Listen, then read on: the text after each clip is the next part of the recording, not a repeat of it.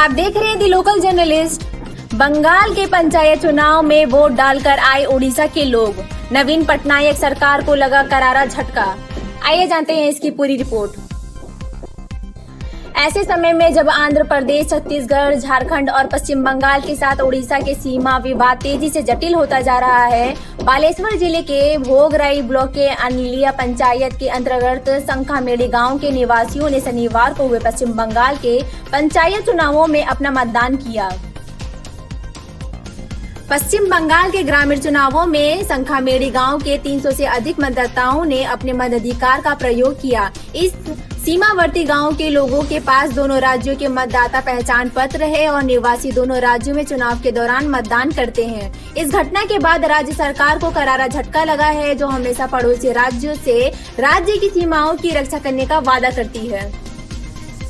रिपोर्टों के अनुसार संखामेड़ी गांव अकेला उदाहरण नहीं है, क्योंकि पश्चिम बंगाल की सीमा से लगे बालेश्वर जिले के भोगराई और जालेश्वर ब्लॉक के 12 गांवों के मतदाताओं ने पड़ोसी राज्य के ग्रामीण चुनावों में मतदान किया है। ग्रामीण दोनों राज्यों द्वारा आपूर्ति किए गए राशन का आनंद लेते हैं तथा ओडिया और बंगाली दोनों भाषा बोलते हैं और दोनों राज्य दूरसंचार सर्किलों के सिम कार्ड का उपयोग करते हैं। यह ओडिशा के एक अलग प्रांत के रूप में गठन के 86 वर्ष पुराने होने की पृष्ठभूमि में हुआ है।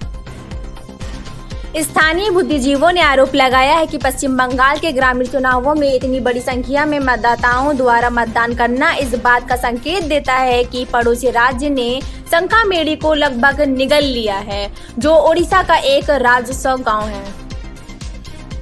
राज्य के विभिन्न हलकों में चिंता फैल गई है। रिकॉर्ड के अनुसार लोग दो गांवों के अंतर्गत आते हैं। ओडिशा के भोगराई ब्लॉक के संखामेड़ी अनालिया पंचायत का वार्ड नंबर 18 और पश्चिम बंगाल के रामनगर ब्लॉक के बाग ब्रज किशोर वार्ड नंबर 14।